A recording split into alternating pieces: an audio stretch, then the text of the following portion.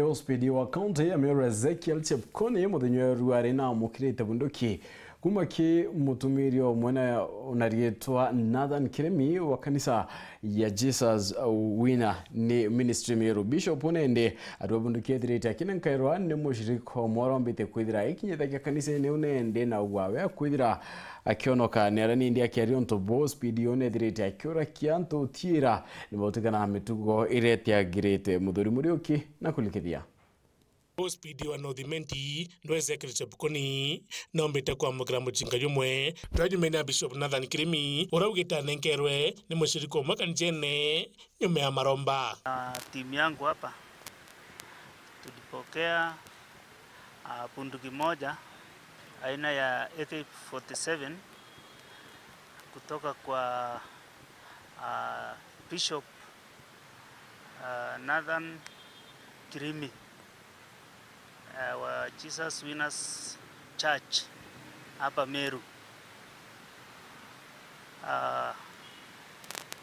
Hii bunduki ilipatikana kwa one of the worshippers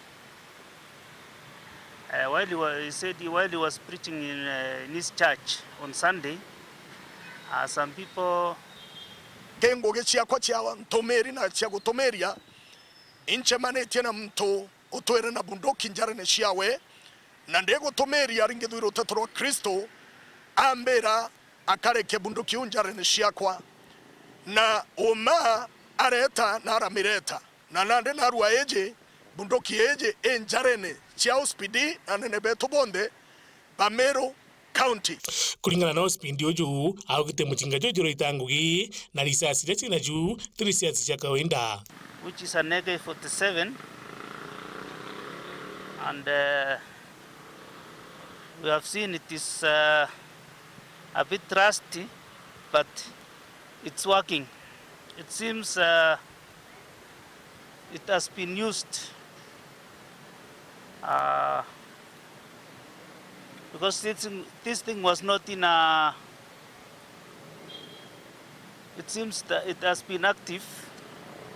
So it had a magazine of 17 rounds of 7.62 millimeter special, which is not the normal ammunition. It's blanks.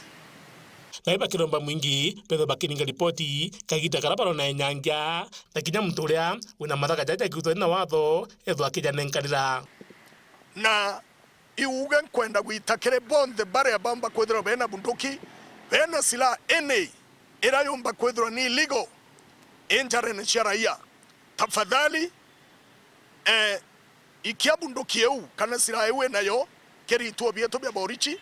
And I think this person, because of the work that we have been doing, we have really put these people on pressure. And I think just because they knew maybe their days are numbered, they are about to be caught. And that is why he decided to surrender this firearm. And I'm also giving a warning to those who are still out there with illegal firearms that their days are numbered. And very soon we shall catch up with them. Muthuri murioki, WERU TV, mutiro jokanga.